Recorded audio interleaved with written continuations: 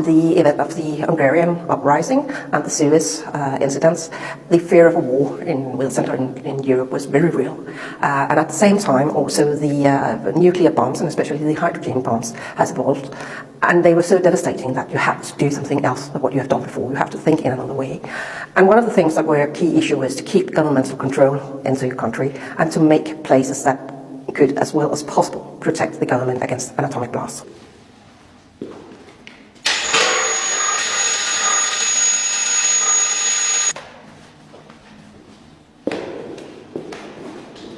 The idea was, at least in the beginning of the Cold War and when this was constructed, that a war would fall in 3 phases. And the first phase was considered the more serious, and it was supposed to be about 30 days. And actually most people thought that the war would be settled within these 30 days. If you could manage to hold the country for this first period, then you probably had a chance to remain in control and to win the war. So this is built to house the government during these crucial 30 days. This area is what you call the map room, and I would say that it was the heart of the building, so to say. It was where the government was supposed to be gathered and to take all the serious decisions. You can see about everything here, and it is just as if they sort of left rooms when the Cold War stopped and then abandoned the place and went out. So you can see paper clips, paper, furnitures, well, food's not preserved here, but all the plates and the cups and well, everything, carpets, pillows, you name it. You'd say that this is the last bastion of the democracy, because it would be here you'd evacuate the Danish government, and it was from here that you try to save the Danish population and the Danish democracy. And if they had to abandon against, then actually there was no government on Danish soil, and the Danish democracy would have disappeared. It's the fact that you have a war on European soil, and also that the threat of a nuclear war is actually something you speak about, makes this very relevant, suddenly, and makes a sort of Cold War feel a little more close by than it was. I mean, we've more or less forgotten about the threats and the nuclear weapons, and even though we knew them were there, we didn't speak about them for many years. But now it's coming up again. And the other thing is just to have like a secret place, you know, it's like everybody would love to have a little, like a man cave type thing, and just little getaways, you know, and the future, maybe they wanted to be hidden away for a couple months. And you actually have a kitchen, like a regular kitchen, right? Yeah. This guy in particular, he wanted a wood stove. This is his thing. I'm like, you know what? Sure, do it. But realistically, what a person would really do in here is just have like a propane burner. They burn 99% efficient, so you don't have any off gas. And you can have a hood vent in it too. It can be another penetration where if this was my structure, I put a regular stove here and have that turn into a hood vent. But anyway, this kitchen's fully functional. It's got, you know, you got your standard sink thing and, you know, everything you need. Yeah, completely. It actually looks quite conventional with the cabinets and the dishwasher or refrigerator. It's a little baby refrigerator. The only thing that they don't have, they weren't that popular back in 2010. Induction? Yeah. So they weren't as popular back then, but really that's a way to go because they use minimal power or propane. Yeah. Okay, and microwave. So everything's wired. I mean, you have everything wired all the way back. Like this does have power coming to it. Yeah. It's not solar. Yeah. This structure. It all got wired so that every room has power, and then of course it's got the whole upstairs loft, which can be used for either extra like bunks or whatever up there, or storage like they have it. And also that's the escape hatch back there as well. Yeah, come on and see the rooms. Yeah, so I would say this is about 9 feet by 9, pretty much. You know, so it's got all the storage, right? Right, it's all storage. Yeah. And then this one here is a little smaller room because the master bedroom's bigger. This is quite a bit of footage in here because you got this bed here and you got another bedroom back in the back corner here. So is this the master? Yeah. This is the main bedroom. Yeah, this is the master bedroom, yeah. Okay. Supposedly. Yeah. Same thing, that's a small one. This is another bedroom here, which would have been the same size as that, but they put a water tank in here. This here has like a 1,300 gallon water tank. Oh, wow. Huge. Which I prefer to have them outside. Okay. And then they gravity feed in. That's how I would do it, because You don't want to have anything mechanical. Possibly you could run right off a gravity feed to bring your water in. Right now, this is sitting at ground level, so you have to have a pump to operate that, right? Yeah. And then it's had little bunk beds. Yeah, it's nice. And then you can see it has a full-on functional bathroom with a standard, you know, like a shower system and stuff. Well, and the water comes in through next to us here. Well, actually, as you entered, you'll notice there was an actual well casing there. Okay. So that there's a well in this thing. Okay, that's just extra. Yeah, Yes. that's just in case the well, whatever, you know, Okay. they wanted that extra. Okay. It was kind of like a common thought back then to have extra storage for water. Yeah. Yeah, it's really quite comfortable in here. And the reality is these structures, underground structures, generally stay, I don't know if it's a worldwide thing, but I know that in this area it stays at 55 degrees all the time. Wow. And this actually gets a little bit cooler because the ventilation's open. You see this, you can see that moving, right? That's the air coming in. Oh, so you always need fresh air coming in. Just because you want the air to be moving, but really you don't need that much air because you're concerned about how much air you have to breathe. It's never really too cold in here. And then in the summer, it gets to about 65 all the time. So the ventilation right now, this particular one is connected to this hallway, and there's a vent on the front by the front door, which brings air through that hallway and brings it in here. So if you want to have air, you could put that in there, right? That guillotine vent there. So, and then this one has a 60-foot pipe running way out. The other vent you can see at the end of that hallway at the top, Yeah. that one's the outtake vent. So if you know how that works, right? Heat rises. So that air is going to want to go out that vent, which causes this vent to draw the air from outside. This pipe here is about 60 feet long, which goes all along that tunnel, the entry tunnel, and then it goes past another 20 feet, and it's on a slope. Those are like, I think, 20-foot pipes that are running in there, and they'll condensate when the air is flowing in. So Israeli and Swiss standards. Just because we don't have it in the USA doesn't mean we can't abide by it or even make it better. Another thing about regulation is that's actually happening in our industry as well for container modifications, but the people that are writing the codes, so they're doing it the same way I did it 12 years ago, and it's the wrong way. They're just using torches, cutting holes, and welding in HSS. We're engineering everything, laser cut, folded, all pre-processed metal. We do full structural, double wide shipping containers, double long shipping containers such as this, not an inch of weld at all, just perfectly flawlessly engineered, built like an airplane or an ambulance, right? And so it would suck if we were just coded right out of our industry, right? So what I do like about regulation for shipping containers is that they want us all to install a container-based structure plate on the doors of shipping containers, and that is something I can stand behind, and that is something I'm going to adopt here at the Container Guy. And where these become useful is we like to put a model and a serial number on every container, but we can also do other things, like when we get an Intertech electrical inspection, or if we're doing structural tests. And once our system passes that test, we can make a plate that says that. Even if it's not buried underground, you're going to have something that protects you in a storm. Any shelter is better than no shelter. And one of these things cost about $4,000. A shelter the same size made by me with the stairs and the hatch and everything inside, turnkey, is about $80,000. Okay, so you could buy this for $4,000, buy the air system for about $8,800, get the door for about $4,500, do it yourself, and be in the shelter. You could be in everything for around $20,000, $25,000 and have a DIY shelter. There's nothing wrong with that. Future Channing here. Before we show you our system, I just want to say so many people have tried this and failed. You can't just go and buy a container, bury it, and expect it to work. It will fail. You need to both structurally reinforce the interior and the exterior. And if you do both of those, and if either one of them were able to support the earth that's on top of it, then if one system fails, you're still safe. Another thing is waterproofing. You're going to want a full waterproof membrane around this thing. As Ron says, hydrostatic pressure never sleeps. So you won't get any premature corrosion, which is going to cause catastrophic failure. So here it is, the moment we've all been waiting for, how to bury a shipping container into the side of the hill. Let's watch it together. So first off, you excavate your hole and you lay out 1-inch engineered rock. We have our container pads that you can put under the four corners, and that's going to keep everything up off the ground and give you an airspace underneath the channels.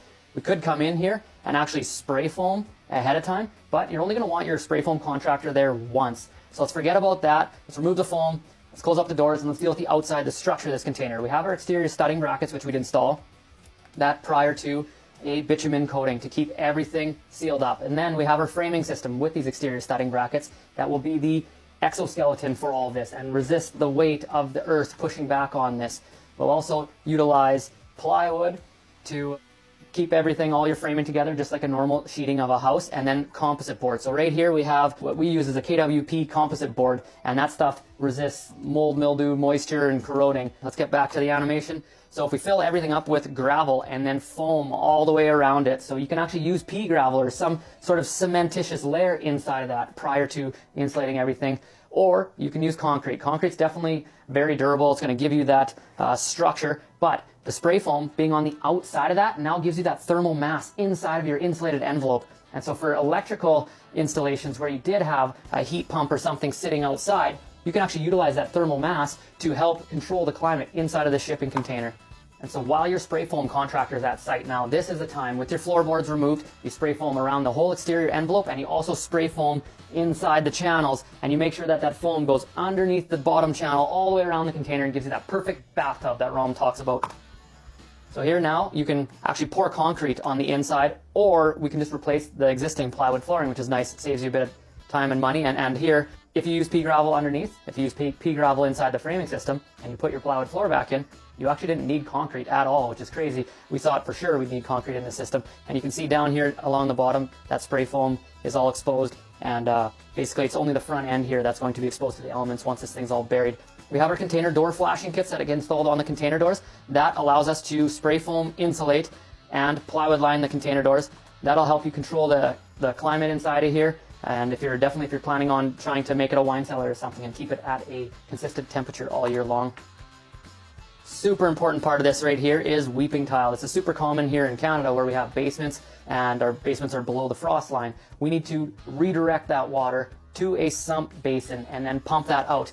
Or if you have slope, you can redirect the water and then just continue that slope down the hill. But you need to cover all that with an engineered rock and an original version of figuring out how we're going to do this. For some reason, we had the walls coming perpendicular, or I guess. Just think it takes this long to get in there without somebody shooting at you. Usually they're bollocks. Yeah. Oh my God, look at this massive door. This is his big blast door. How thick is it? It's 4 inches thick. Is it solid steel or is it concrete? Both. Really? It's heavy as hell. Alright, can you close the 2 doors? It's cold, isn't it? Yeah. Isn't that nice? Very cheap. So you know what that is, right? I don't know. So they can shoot at you Yeah. and defend this hallway. Yeah. Okay. This was a fighting bunker. Nice. Yeah. Now, go right and then you go left. You know why it does that? To protect you from the blast. Also, so people can't shoot bullets down the hallway. Okay? Wow, it's pretty modern. Now he's going to go start up the generator. Give him a second. It's 2 stories. It's got 2 meters of concrete on the ceiling, and I think 2 meters under the floor, because you got to be able to hold up the weight of a bunker like this. Okay. Now he's going to start the generator.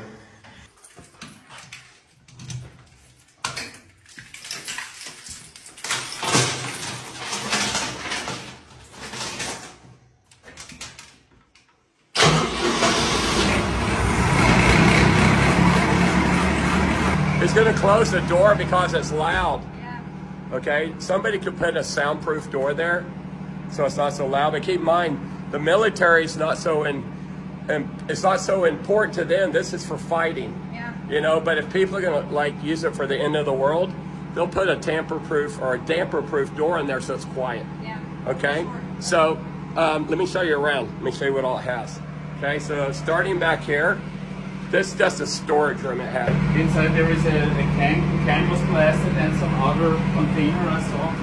Here are the field, a photovoltaic systems of Heat pipe, photovoltaic vacuum tube. and So it's got a lot of extra parts. tuna can. What's behind this door? Electricity. Okay. All right, okay, there's the electric room right there.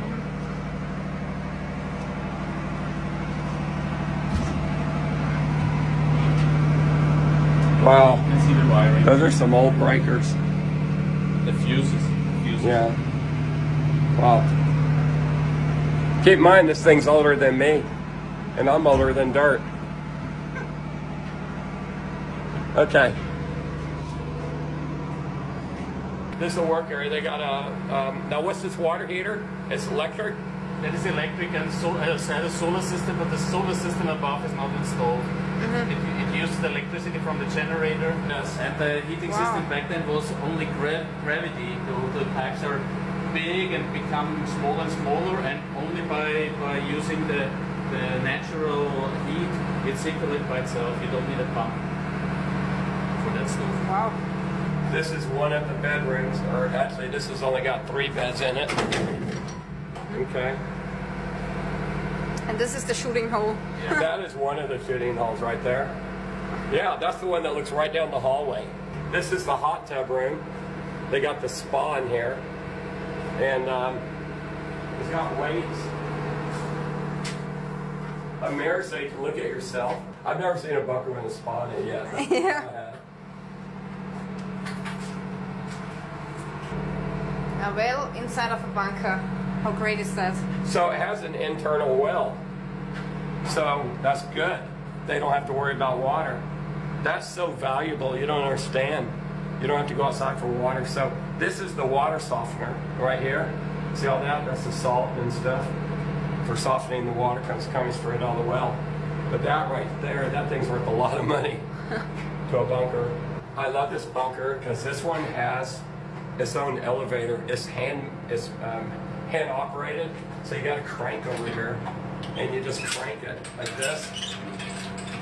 So that's at floor level right there. So this is really for bringing stuff up. But the fact that they have one, that's just so cool, you know. People in wheelchairs always ask me how do people in wheelchairs get in bunkers? Well, the answer is gravity's on your side. You can get them down easy, but it's getting them back out. But if you can put a elevator in a bunker, you can do it. But most of the bunkers that people buy and we do, they're not this big, so they can't afford it. Yeah. This bunker nowadays, to build a bunker like this, would probably cost like $5 million at least. Okay, so and this one's selling, well, offers start at like 1.25 million, and I'm gonna probably auction this thing off and see the highest bidder, because the way the world is right now, somebody's gonna want this bunker and they're gonna want to fix it up and just have. If I had all the money in the world, which you know a lot of my customers do, you want a bunker because it's like, what are you gonna do if the world ends? You can't use your money; it's gone. So at least you have a bunker. So that's why it's fun to have these. Okay, so this here, this has got 6 bunk beds in here, so you wonder how many it sleeps. So, well, look at the ceilings in here. They're tall. And you know what that is above there? 2 meters of concrete. Wow. So that's over 6 feet thick of concrete up there. And then under the floor, it's the same thing. But these are probably the original beds from 1959 or 1960. So this is a 60-year-old bunker. So I'll take some more rooms. Oh, this here, you can peek in there just so you have it. This is just a storage room.